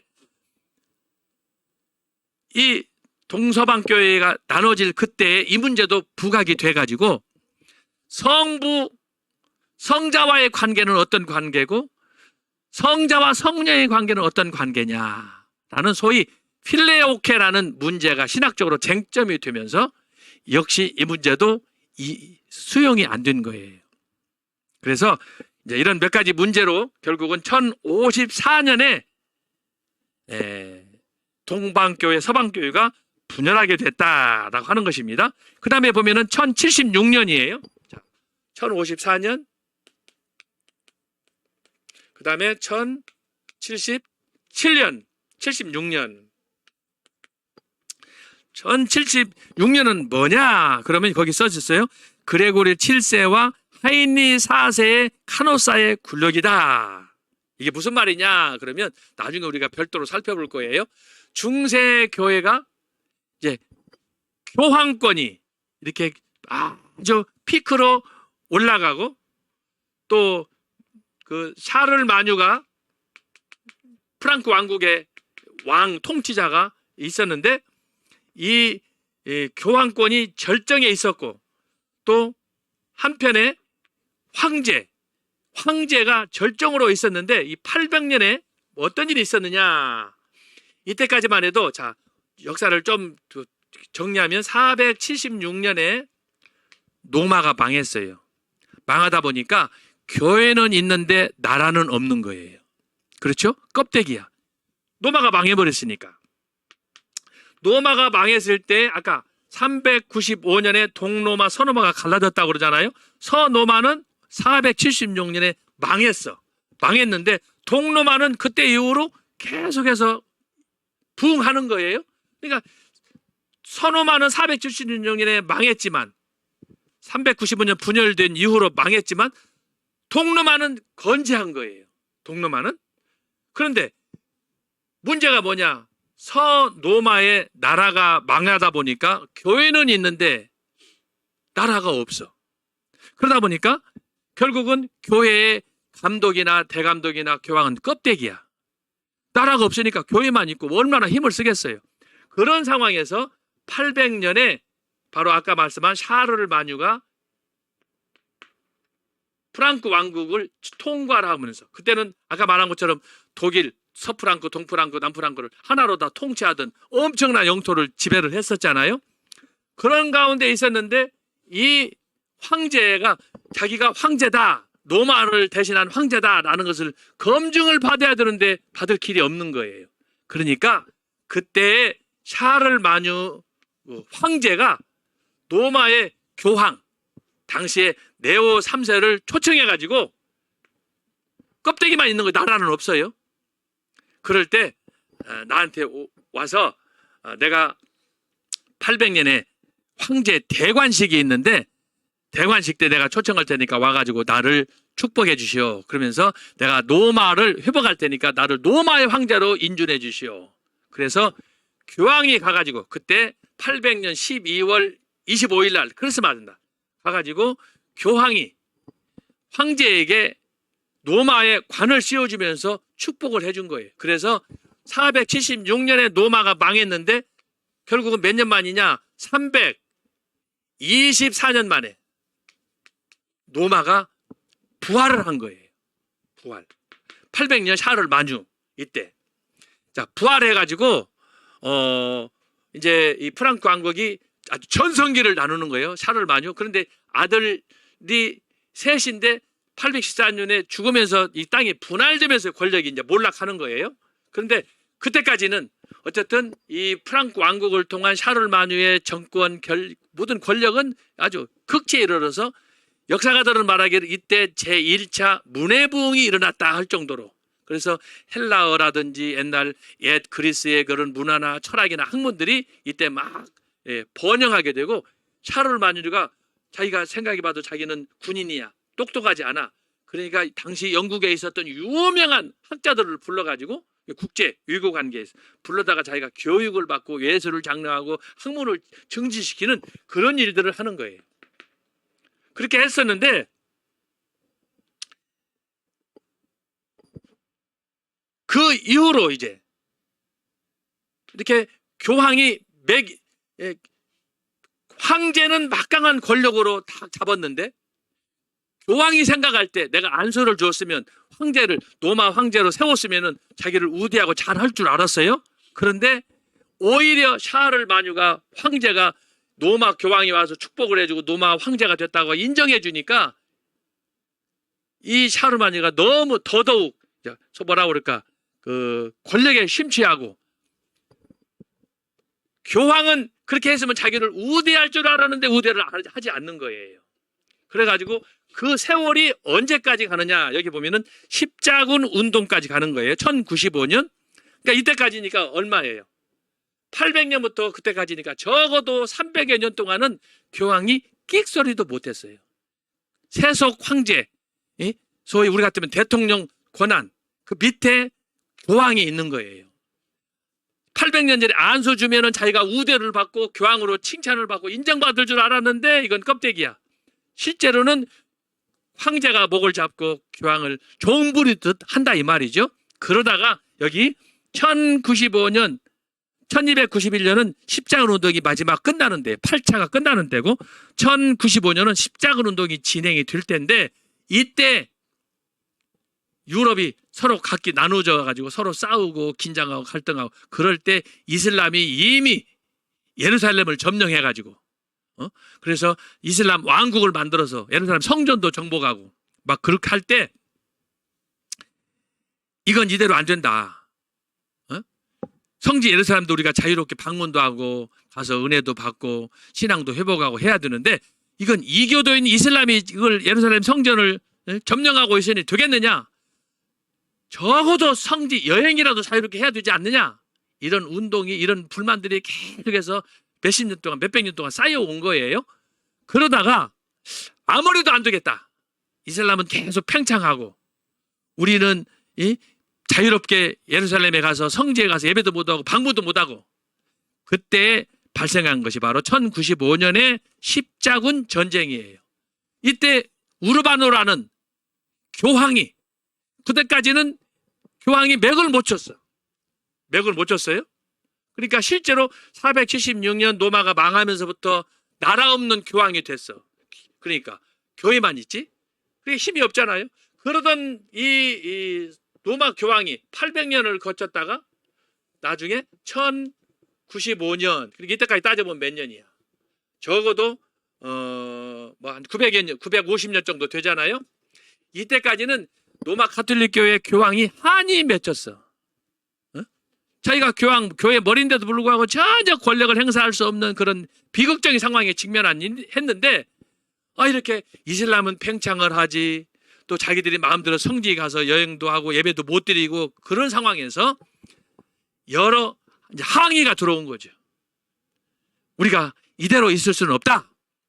그래서 교황 우르바노한테 이야기를 했더니 우르바노가 교서를 내려가지고 전 세계에 있는 우리 가톨릭 교도여, 자, 나는 하나님으로부터 명령을 받았다.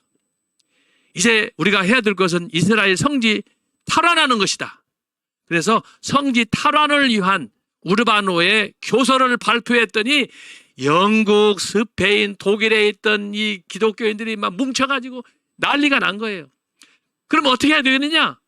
우리가 주님의 군병으로 십자가의 군병으로 나서서 이스라엘 그 탈환하기 위해서 저 이교도인 이슬람 마호메트를 없애버리고 예루살렘 성전을 탈환하자 이렇게 된 거예요. 그렇게 해가지고 십자군 운동이 일어난 건데 이때 당시에 각 나라의 프랑스, 영국, 독일 뭐 이런 나라들이 막 대거 이걸 지지해가지고 그래서 성지 이스라엘 예루살렘 탈환을 위해서 그쪽으로 가게 된 거예요. 그렇게 해서 시작된 전쟁이 291년까지니까 약 몇 년이냐? 200년 동안 8차에 걸쳐서 시작이 됐다. 그걸 거기 정리한 거예요. 그 다음에 이제 그 뒤에 보면은 제가 나중에 설명할 거고, 1215년은 뭐냐? 그러면은 마그나 카르타. 이건 영국에서 일어난 건데, 영국의 왕이 모든 것을 요즘 같으면 독재 체제로 다 움직이는 거야. 이것을 반기를 들고 요즘 같으면 우리가 민주화를 위해서 이것을 개혁을 시도하는 그것이 바로 마그나 카르타. 그래서 이런 새로운 그 이정표를 제시한 그런 것이 되겠습니다.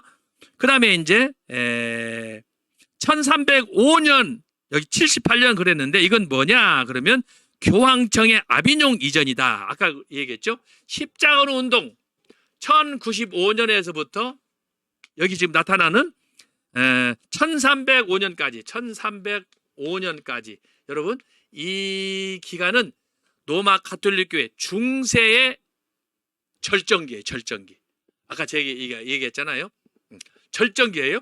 그래서 이것을 이제 그래프로 그리면 자, 로마 가톨릭 교회 교황이 처음에는 이 황제 제도에 의해서 밟혀가지고 길을 못 섰다고 그러잖아요. 나라 없는 교회. 우리도 마찬가지. 나중에 나라 없으면요 교회는 있으나 마나요. 일제 때처럼 생각하면 여러분이 돼요. 자, 그런데 이 교회가 어떻게? 이때 분기점이 1095년. 이때부터 200년. 언제까지? 1305년까지. 이때가 언제냐? 중세 교회의 절정기야, 절정기. 이 절정기는 뭐냐? 교황의 권한이 하늘에 상달됐어. 막강해. 그래서 그것을 여기서 얘기하는 거예요. 200년. 제가 나중에 다시 이제 정리해서 여러분에게 다음 시간에 설명할 텐데 여기서 말하는 십자군 운동이 끝나고 1305년 이게 이제 여기 지금 얘기하는 소위 교황청의 아비뇽 이전. 교황청이 막강했는데 교황이 로마에서 아비뇽으로 이용하는 프랑스로 이동하는 거예요. 결국 로마 교황청이 분열하는 걸 얘기하는 거예요. 그러면 어떻게 되겠어요? 교황청이 망하는 거지.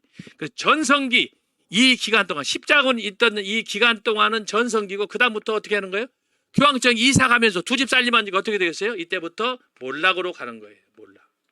이 끝에 1500년 루터가 등장하는 거예요. 루터.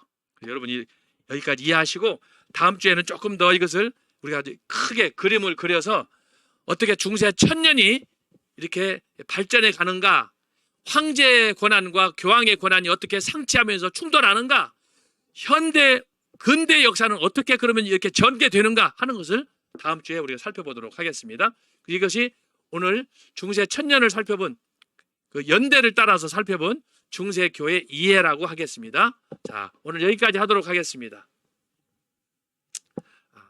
기도하고 마치겠습니다. 하나님 아버지 감사합니다. 오늘 봄비 내리는 날 또 노태우텔에서 전국 애국 시민단체 총연합회 총회까지 있었습니다. 오늘 특별히 광화문에 노태에 있었던 이런 그 운동을 위해서 전체 우리가 마음을 하나하나 모아서 애국운동에 동참하게 하시고 특별히 자유마을을 통하여 하나님이여 새 역사를 창조하여 주옵소서. 오늘도 전 목사님이 연설하신 것처럼 우리가 잘 새겨듣게 하시고 그래야 우리가 마음으로 기도하며 실질적으로 돕는 그런 광화문 시대의 중심 세력이 되게 하여 주옵소서. 오늘 또 초대교회와 중세교회의 역사를 살피는 가운데 중세교회 1000년 동안 어떻게 역사가 전개됐는가를 연대를 따라서 살폈습니다. 어렵지만 잘 기억하게 하시고 결국 이 세상에는 누가 주인이 되느냐, 예수님을 주인으로 삼느냐 아니면 세속 권력을 섬기느냐, 여기에 의해서 가인과 아벨로 바벨론과 새 예루살렘으로 나눠지는 것을 우리가 보았사오니 우리가 정신 차려 깨어있게 하시고 그리하여 초대교회와 중세교회 역사를 통해서 이런 과거에 주어진 교훈을 잘 마음에 새길 수 있는 주의 종들이 되게 하여 주옵소서. 고난주간입니다. 이번 주일 부활하신 주님을 위하여 마음으로 준비하게 하시고 또 주일 4월 9일 광화문에서 있을 부활절 특별 집회 부활절 예배에 전 크리스찬들이 다 모여서 새롭게 역사를 창조하도록 도와주옵소서. 예수님의 이름으로 기도합나이다. 아멘.